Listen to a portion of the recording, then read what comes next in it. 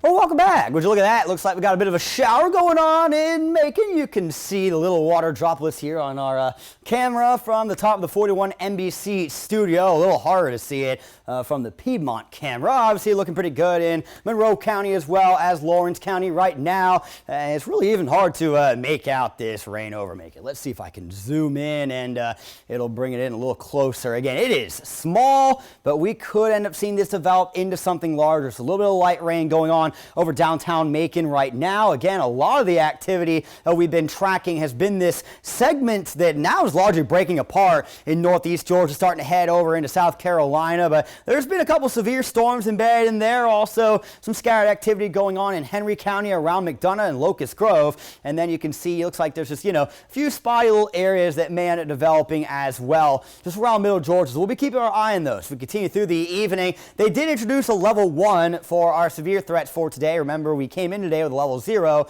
because a couple storms do mature. We've already seen that in northeast Georgia. The possibility of wind gusts getting over 60 miles per hour cannot be ruled out. Here's the rain we've gotten so far today. Wet spot now, Soperton at 2/3 of an inch. Notice that a couple of spots off to the west have dropped off. That's because it is before the 12-hour time frame.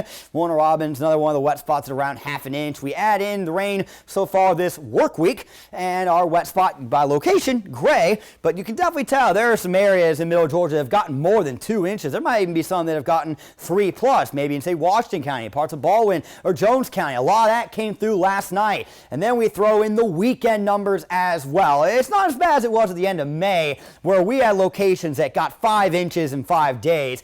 Granted, all of these, at least location-based, are below 3, but there are definitely spots that got more than 3 inches of rain in the last 5 days. So June obviously off to a very wet start. 70 degrees for our overnight low last night. 87 was our high this afternoon. Above average on the low end, below average on the high end. And as we continue through the evening, there should be lightning logos at 9 and 11. We are going to see the odds for storm chances climb as we continue throughout the suppertime hours. A sticky night expected with a low of 69. Wind will be light and variable. The warmest spots will be lows in the lower 70s, but you're not going to see much variation with low temperatures as we go through, not just next week, but almost the next 2 to 3 months. We are in that time of year now where lows of 65 and below just kiss them goodbye until we get into, probably late September towards October when we start to get ready to flip the season again. So as you see, we've been dealing with this stalled out front since this past weekend. It looks great as it clears out, except for that it doesn't. Just because it gets out of here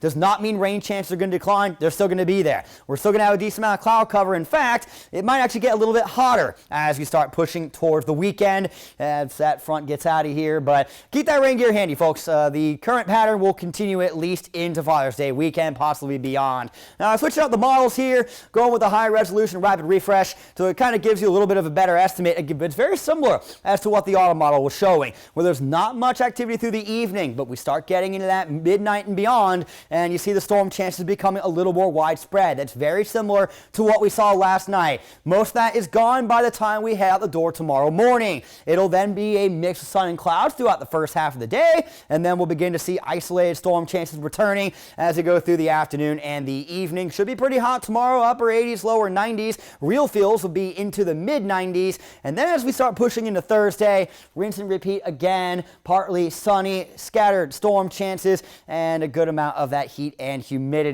I'll have your extended forecast coming up in 10 seconds. Your 41 NBC AccuWeather 7-day forecast is brought to you by Volume Chevrolet. Again, those rain chances every single day, but none of them are washouts, because keep in mind that most of the mornings are going to be dry. That is when you go and you get your things done, because of the evenings and the overnight those storms move through. Lowest odds right now seem to be Father's Day. Of course, that could change, but keep the rain gear handy as it's basically a coin flip each day as to whether or not you'll see rain.